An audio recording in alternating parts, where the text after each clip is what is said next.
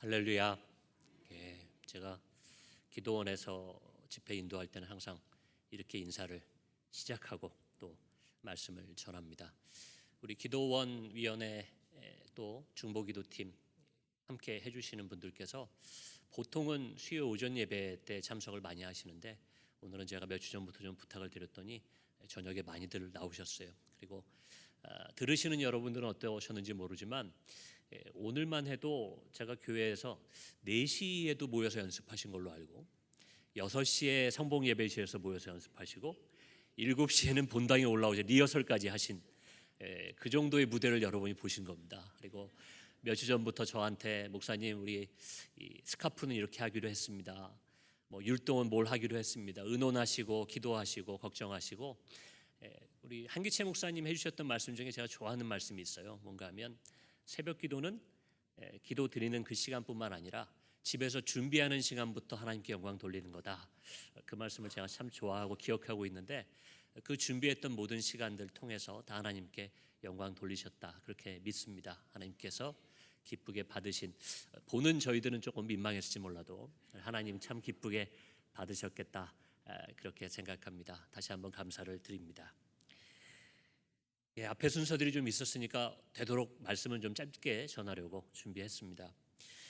오늘 제가 전도자의 삶이란 제목으로 사도행전 8장 4절에서 8절 말씀을 또 함께 봉독하고 나누었는데요. 먼저 마틴 루터의 이야기를 좀 드리겠습니다. 종교개혁자 마틴 루터 잘 아시죠?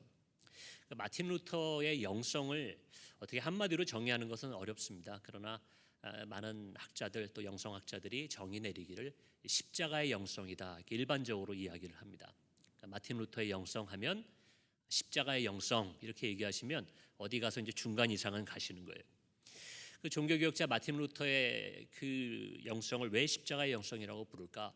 물론 종교개혁자들 가운데서 마틴 루터만큼 인간의 죄에 많은 관심을 기울인 그런 신학자와 목회자가 없다고 해요. 그 정도로 그는 자신의 죄뿐만 아니라 인간의 죄가 얼마나 큰지 그리고 그 죄를 통해서 그리스도 앞으로 나아가게 되는 그 신앙의 과정에 많은 집중해서 또 글도 쓰고 또 설교도 많이 했던 종교개혁자로 알려져 있습니다. 그렇기 때문에 죄의 문제에 관심이 있었으니까 당연히 우리 죄가 해결된 장소였던 십자가에 관심이 많았을 것이다. 그것도 일리 있고 또 많이 전해지는 그 이유가 되고요. 특별히 1518년에 그 하이델베르크라는 그 독일 지역에서 아우구스티누스 수도회 공개 토론 외우시진 않으셔도 돼요. 외우시지 않으셔도 되는데 어떤 공개 토론 장소에서 루터가 이런 말을 했습니다. 오직 십자가만이 우리의 신학이다. 공개 토론이니까 신학자들, 목회자들, 그 당시에 카톨릭 사제들 다 모인 자리에서 그가 이렇게 선언을 했습니다. 오직 십자가만이 우리의 신학이다. 그래서 이 말 때문에도 그의 영성을 혹은 그의 신학을 십자가 영성, 십자가 신학 이렇게 부르고 있습니다. 이 1518년이라는 그 해가 또 중요한 것은 여러분 잘 아시다시피 루터의 95개조 반박문 있잖아요. 종교개혁의 방아쇠를 담겼던 그 사건, 교황이 잘못됐다. 또 교황과 카톨릭 교회가 지금 이런 잘못을 하고 있다. 95개나 되는 그 반박문을 그가 신학교 강당에다 이렇게 붙일 때에 그 사건이 바로 1년 전인 1517년에 있었습니다. 그 사건을 통해서 그것을 계기로 루터는 전 유럽의 이름을 알리게 되는데요. 그로부터 1년 뒤에 있었던 수도회의 공개 토론이니까 어떤 내용이었을지 여러분 아마 짐작이 되실 거예요. 루터가 잘못됐다, 루터가 틀렸다는 것을 증명하기 위해서 카톨릭에서 좀 말 좀 잘한다, 좀 지식인이다, 신학자다 이런 사람들을 좀 모아다가 토론에서 루터를 좀 속된 표현으로 묵사발 만들기 위해서 그렇게 열렸던 토론회였습니다. 그가 혼자 서서 여러 카톨릭 신학자들 앞에서 또 그를 잡아가고 누르고자 하는 그 반대 세력들을 다 앞에 둔 자리에서 당당하게 외쳤던 말 중에 하나가 오직 십자가만이 우리의 신학이다 라고 말했던 그 유명한 명언이죠. 이 표현 이후에 그가 뭐 몇 년 지나지 않아서 21년에는 신성 로마 제국에서 아예 파직 출교당하게 됩니다. 그래서 더 이상 당신은 교회 성도가 아닙니다. 쫓겨나게 돼서 그걸 통해서 개신교 교회가 만들어지게 되는 거죠. 자, 그런데 루터가 그때 말했던 십자가만이 우리의 신학이다. 또 좀 더 나아간다면 십자가가 우리의 영성의 어떻게 보면 가장 중요한 기준이 된다. 이렇게 얘기했던 것은 이제 어떤 의미가 있냐면요. 쉽게 말씀드리면 인간 이성과 경험은 하나님이 십자가를 통해 자신을 계시할 수 있다는 것을 받아들일 수 없다. 쉽게 요약하면 이런 겁니다. 좀 더 풀어 말씀드리면요. 인간의 이성과 인간이 하는 생각이 있고요. 인간이 그동안 가지고 왔던 경험이 있습니다. 그것은 개인의 경험일 수도 있고 아니면 인류의 역사 가운데 루터 시대에는 루터 때까지 한 1500년 그 이전에 더 예수님 오시기 전 역사까지 하면 수천 년의 그 역사, 유럽인들이 생각할 수 있는 최대의 그 역사. 또 오늘날 저희의 기준으로 따진다면 우리도 2018년을 살고 있다 얘기하기도 하고 또 우리는 반만 년의 역사다라고 얘기하는데 우리 인류의 모든 지식과 경험을 다 쏟아서 이해해 보려고 해도 하나님께서 십자가를 통해 당신을 드러내셨다, 계시하셨다라는 것을 우리는 이해할 수 없다는 겁니다. 그래서 십자가가 위대하다는 거예요. 인간이 다른 방식으로 하나님의 사랑과 구속의 은혜를 이해할 수 있으면 다른 것도 할 수 있지만 다른 이야기도 할 수 있지만 십자가를 통해 하나님이 인간의 경험과 이성을 뛰어넘어 자신을 계시하셨기 때문에 그래서 오직 십자가만이 우리의 신학이 돼야 되며 십자가만이 우리의 영성이 돼야 된다. 루터는 그렇게 봤던 거죠. 조금 더 멋있게 표현하면 이렇게 표현이 되는 것 같아요. 기독교 신앙은 예수 그리스도가 죽었고 그의 가르침이 실패로 끝났다고 생각되는 십자가에서 역설적으로 시작되었다. 루터가 정확히 이렇게 말하진 않았을 거예요. 아마 독일어로 말했을 테니까요. 제가 독일어 발음이 좋지 않아서 그대로 옮겨드리진 못하고 그래서 좀 의역하자면 이런 얘기죠.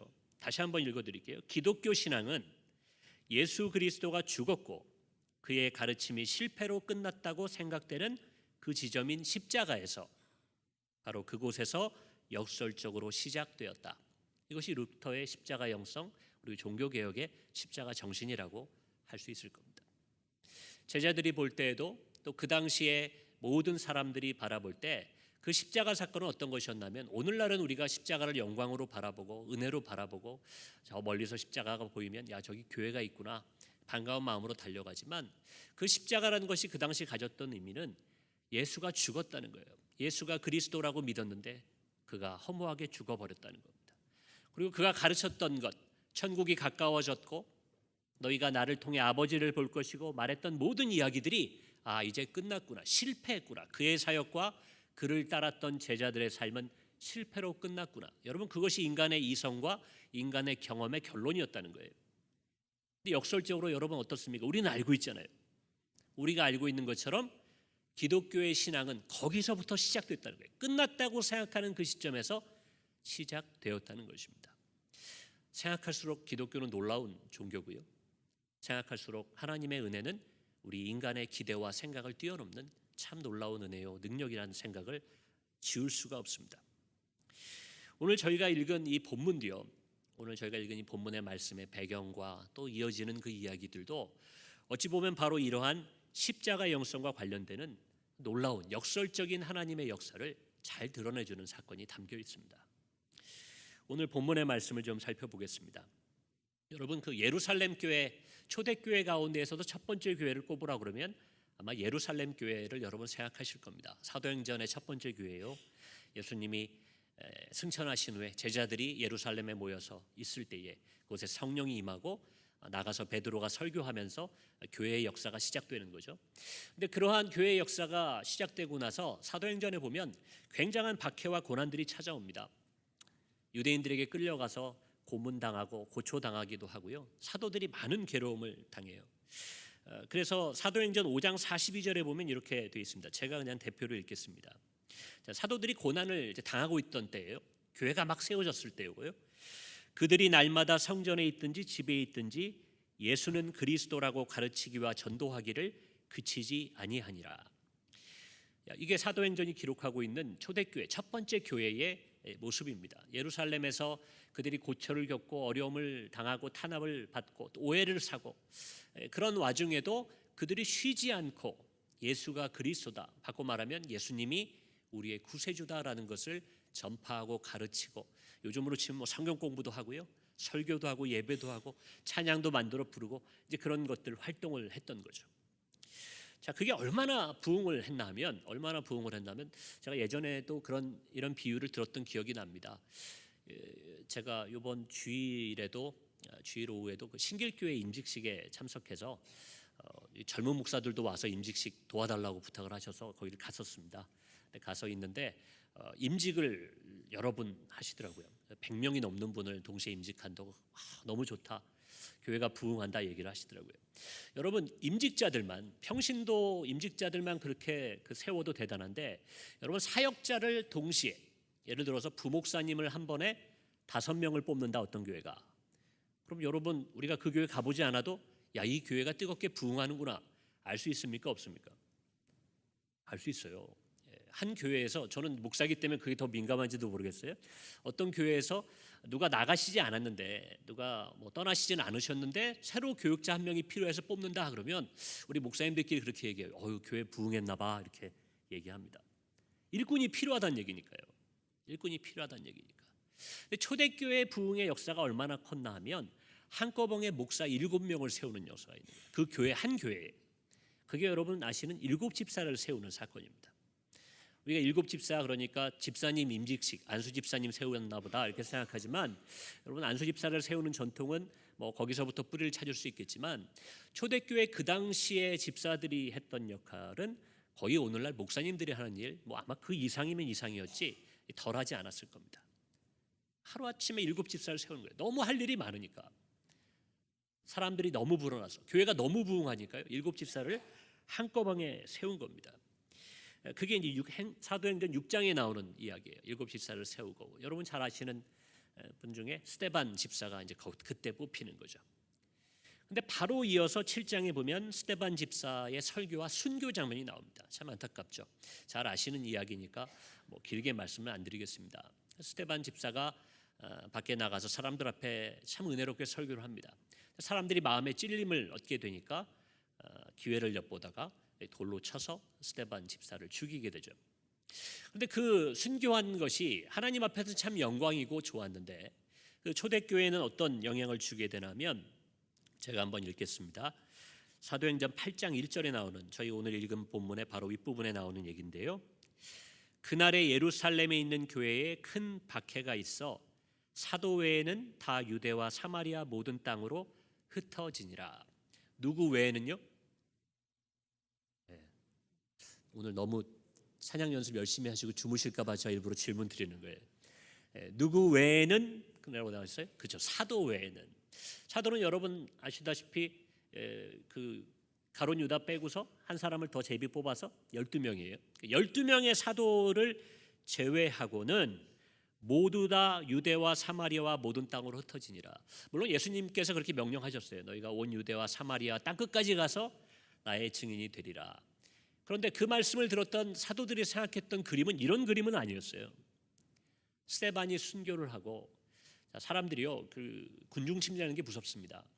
한 사람 죽이기가 어려웠지, 한 사람 딱 죽이고 나니까 어떻게 보면 이제 피가 피를 부른다고, 기독교인들 이 기회에 다 죽여버리자. 그래가지고는 집집마다 그냥 공터에 나와서 설교한 사람 죽이는 정도면 좀 조용히 지내면 괜찮잖아요. 집집마다 거기 보면 사울이 앞장서서, 여러분 잘 아시는 사도 바울이죠. 사도 바울이 바울 되기 전에 사울이던 시절에 사울이 앞장서서 집집마다 뒤져가면서 예수 믿는 사람들을 끌어냈다고 그래요. 그래서 좀 약한 사람들은 감옥에 넣고, 좀 심하게 예수 믿는 것 같다 그러면은 죽이기도 하고, 그런 박해가 예루살렘 전역에 있었던 거예요. 큰 박해가 있었다는 거예요. 그래서 모두 다 유대와 사마리아 모든 땅으로, 이거 바꿔 말하면 예루살렘에 머물 수가 없게 된 겁니다. 교회가 부흥한 것도 한순간이었는데, 교회가, 죄송한 표현입니다, 망하는 것도 한순간이었던 거죠. 목사님들만 남고 다 흩어진 거예요. 다 흩어진 거예요. 7집사 뽑아놓은, 새로 뽑아놓은 사역자들도 다 흩어진 겁니다. 왜냐하면 사도들만 남고 다 흩어졌다고 돼 있으니까. 오늘 저희가 읽은 본문이 바로 거기서 이어지는 내용입니다. 4절에 그 흩어진 사람들이 두루 다니며 복음의 말씀을 전할 때, 자, 이때 흩어진 거예요. 이때 흩어졌는데 두루 다니며 복음의 말씀을 전했다는 겁니다. 이해가 되세요, 여러분? 지금 이사 가자고, 우리 복음 전하기 위해 선교 나가자 그래서 1년 동안 후원교회 찾고 선교 헌금 모으고 또 후원해 줄 사람들도 정하고 이렇게 준비해서 지금 복음 전하러 나간 것이 아니라 하루아침에 죽지 않으려고 도망 나오다 보면 여기 계신 분들도 이제는 그 예전 피난 시대 6.25 전쟁 세대에는 많이 안 계실 것 같아요. 그러나 과거의 어른들한테 이야기 들으면 전쟁 때 있었던 얘기들 들어보면 피난 갈 때 잘 준비해서 가신 분도 계시지만 갑자기 북쪽에서 밀고 내려오니까 준비하지 못해가지고 겨우 보찜 하나 메고서는 멀리 피난 갔었다, 이런 얘기들이 있습니다. 여러분, 피난 가는 사람들이 많이 가져갈 수 없어요. 뭐 가지고 갔을지 모릅니다. 이제 떠나가가지고 사마리아에 갔든 어디 다른 지역에 갔든 그리스 지역에 가서 숨어 살게 되든 그곳에 정착하고 살궁리하기도 어려운데 그들이 뭘 했다고 오늘 말씀은 증언하고 있냐면 복음의 말씀을 전했다. 복음의 말씀을 전했다는 거예요. 그렇게 하실 수 있겠어요? 옛날 사람들이니까 그랬겠지. 성경에 기록된 사람들이니까 그랬겠지. 여러분, 성경의 말씀은 저희들의 이야기이기도 합니다. 우리가 말씀을 통해서 문자 그대로 오늘에 적용할 수 없는 부분은 있을지라도 그 성경의 말씀 속에 나왔던 하나님과 관계를 맺었던 사람들, 이스라엘 백성들일 수도 있고 예수님의 제자들일 수도 있고 우리의 모습이 그 사람들 모습에 비춰서 어떠한지를 우리가 좀 돌아볼 필요가 있어요. 자, 우리 같으면 그럴 수 있겠는가? 한번 생각을 해보자는 거죠. 내가 어떤 좋지 못한 요즘 피난 갈 일은 없겠습니다만 좋지 못한 일이 있어서 지방으로 내려가게 됐다고 생각해 보세요. 다니던 직장에서 좌천당한 거예요. 좀 저기 가서 일해야 되겠다. 그 식구들도 그렇게 거기 가면 어떡하냐고, 가려면 당신 혼자 가라고. 여러분, 그래서 기러기 아빠, 그래서 가족이랑 떨어져 지내는 분들이 지방에 많이 계시더라고요. 지방으로 발령받았는데 아이들 학교도 그렇고 아내는 서울 생활이 좋다고 그러니까 어쩔 수 없이 떨어져 지낸다는 거예요. 또 해외 먼 나라로 발령받아서 떠나는 경우도 있고요. 또 여러 가지 어려움 때문에 가족이 함께 있을 수 없어 내가 원치 않은 곳으로 떠나게 되는 경우들이 있습니다. 여러분, 그곳에 가서 여러분들이 하나님 말씀을 전할 수 있겠냐는 거예요.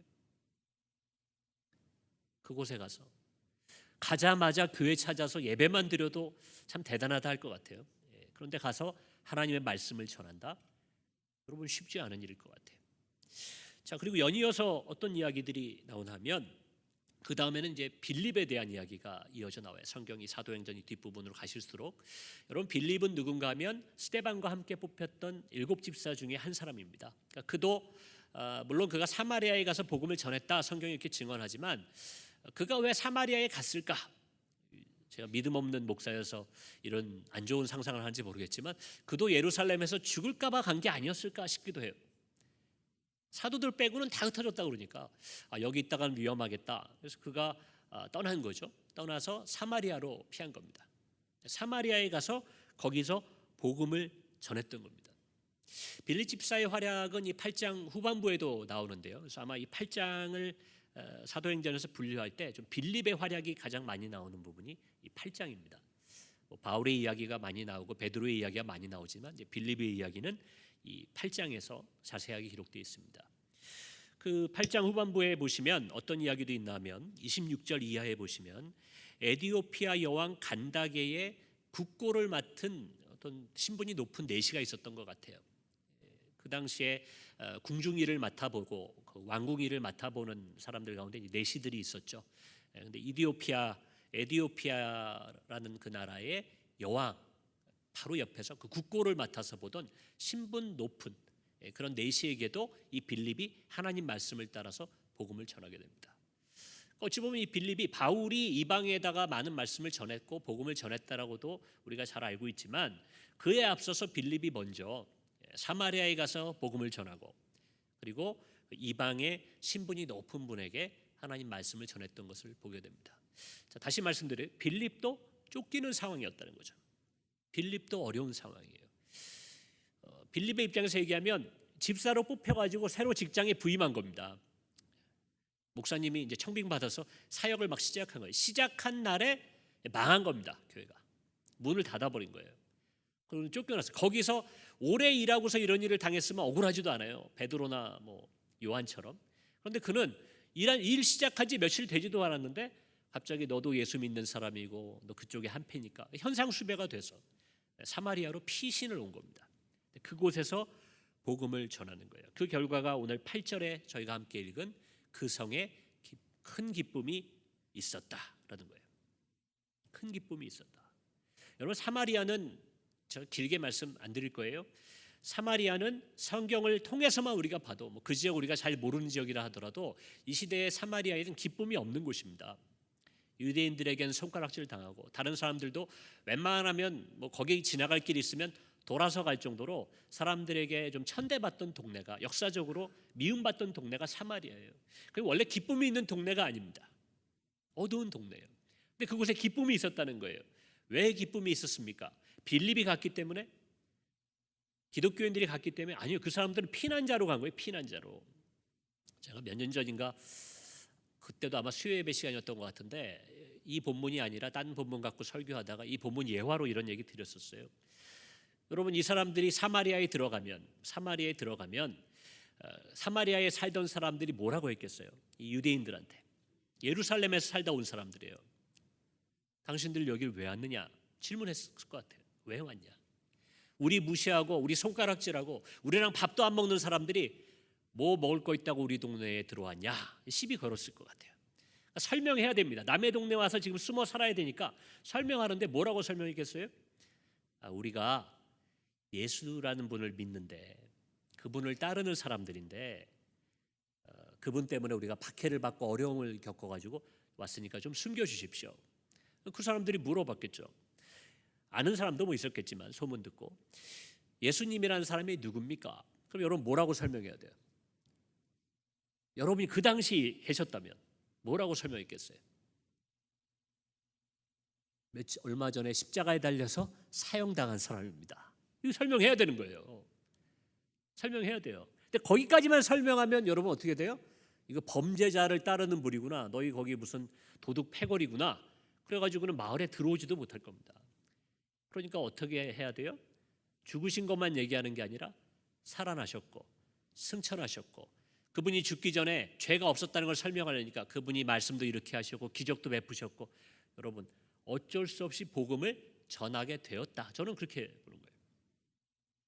피난 가서 살려니까, 설명해야 되니까 자신의 삶을, 내가 왜 여기까지 오게 됐는가, 나의 삶을 설명하는 것이 곧 예수 그리스도를 증언하는 것이 되었을 거라는 거예요.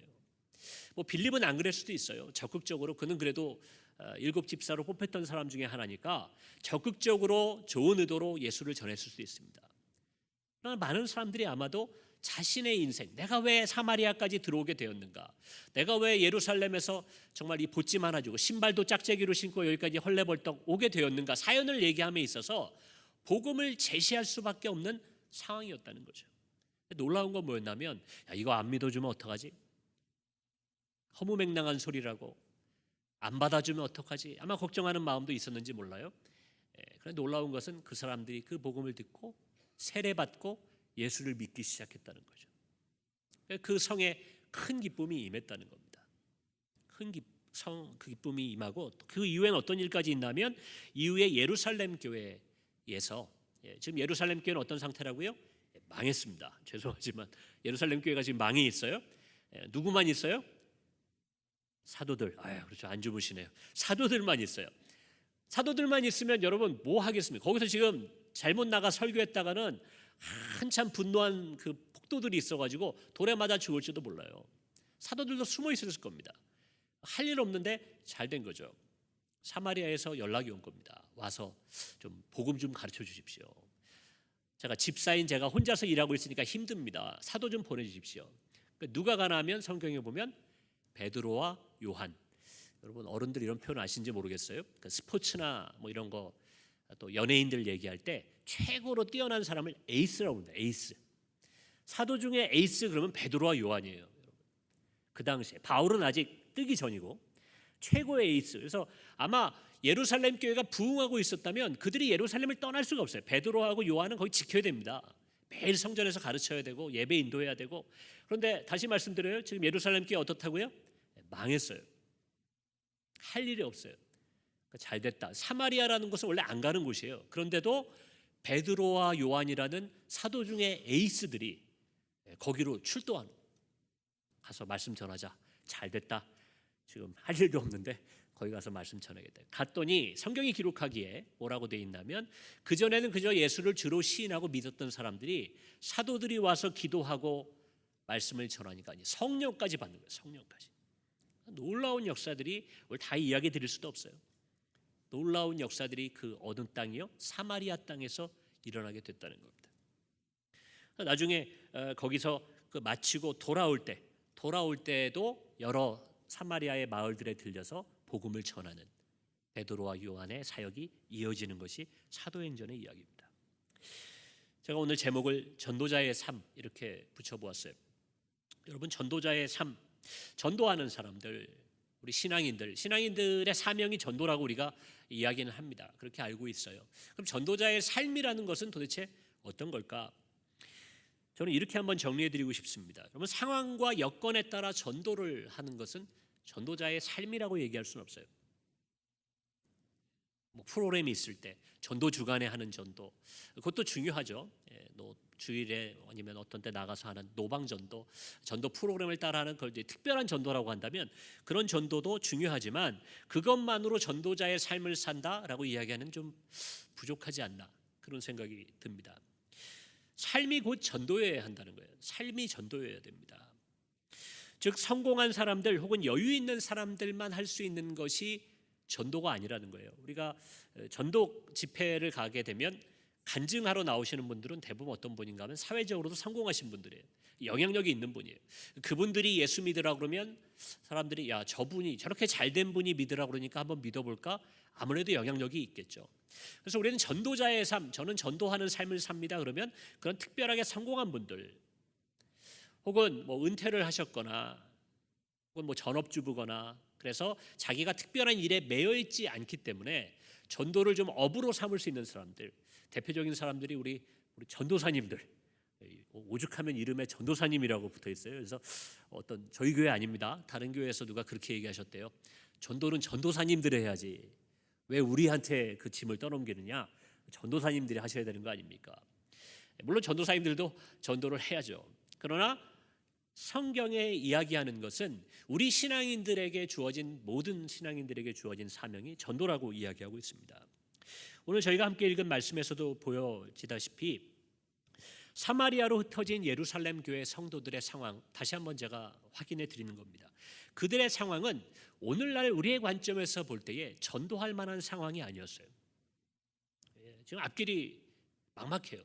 예루살렘 다시 돌아갈 수 있을지, 사마리아로 떠나왔는데 여기서 먹고 살 수 있을지, 언제까지 여기 있어야 될지, 나의 일을 생각하고 나의 상황을 생각하면 여러분 전도는 좀 미뤄둬야 되는 얘기예요. 내가 일단 뭐가 좀 된 다음에 전도해야겠다. 그러나 그것이 하나님의 강권하심이었든 그들의 선택이었든 그들은 그곳에 도착하자마자 뭐부터 시작했냐면 전도부터, 복음을 증거하는 것부터 시작했다는 거예요. 예수가 그리스도입니다. 여러분, 그게 초대교회의 신앙인들의 삶이었다는 거예요. 놀라운 것은 그들의 복음 전파로 그 사마리아 땅에 큰 기쁨이 주어지게 됩니다. 복음의 능력이 들어가게 된 거예요. 여러분, 하나님의 관점에서 우리가 사도행전을 다시 본다면 이 유대인들의 관점, 예루살렘 성도들의 관점이 아니라 하나님의 관점에서 본다면 여러분, 이것은 교회의 부흥이요 또 전도의, 이방 전도의 시작점이 되었다. 저는 그렇게 믿습니다. 인간의 관점으로는 뭐 흥망성쇠가 있는 거죠. 예루살렘 교회가 팍 부흥했다가 지금 생각하면 좀 허무하잖아. 아니, 그럴 거면 하루에 막 5천 명씩 왜 세례 받았나? 하루아침에 망하고 사도만 남을 거면.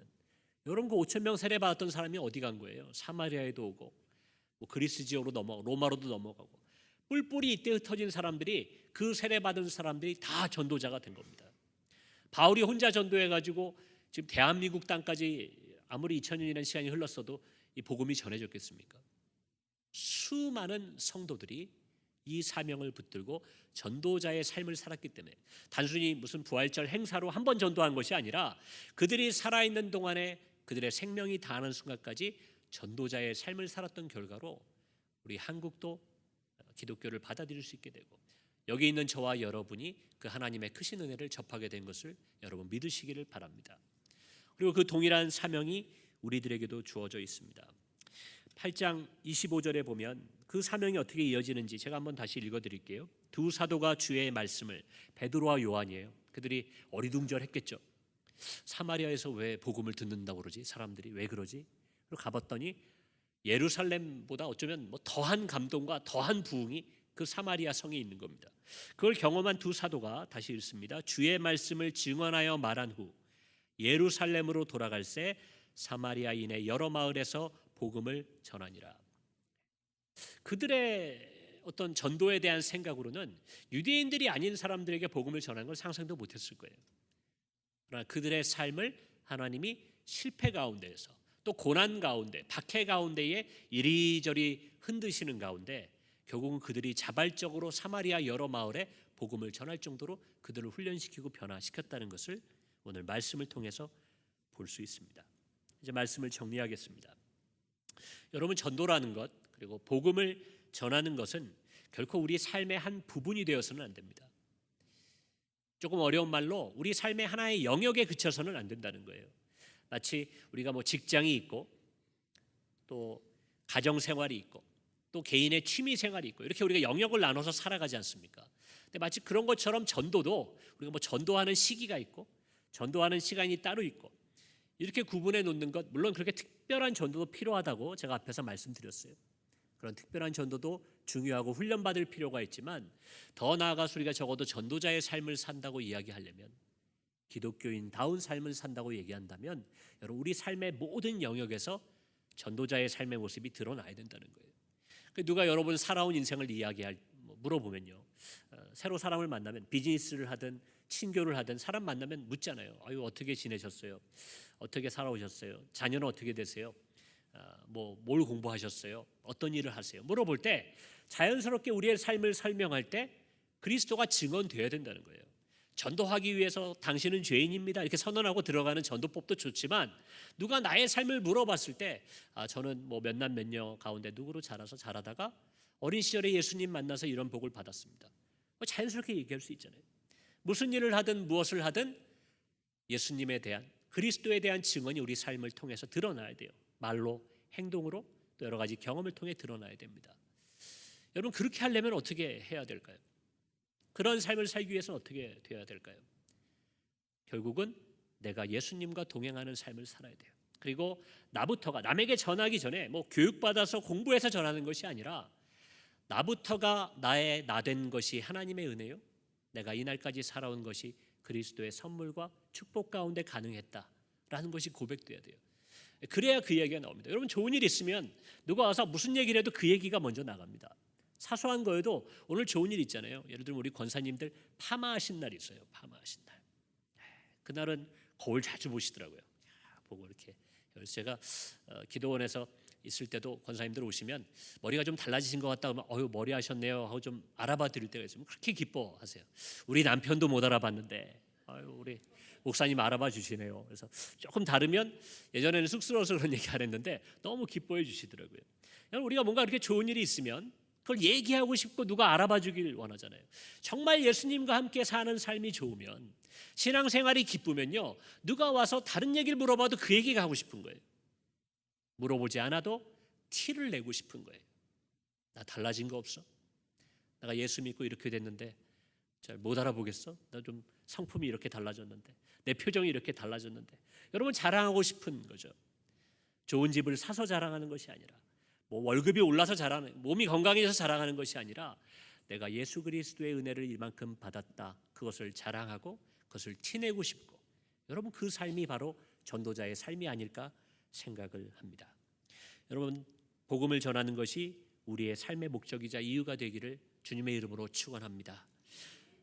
오늘의 말씀처럼 사도행전 그 초반에 초대교회의 그 역사 가운데 인간의 눈으로 볼 때는 부침도 있었지만, 그러나 결과적으로는 하나님의 은혜 가운데 놀라운 전도자의 삶을 살아냈던 초대교회 성도들처럼 그 전도자의 삶을 사시는 저와 여러분이 되기를 다시 한번 주님의 이름으로 축원합니다.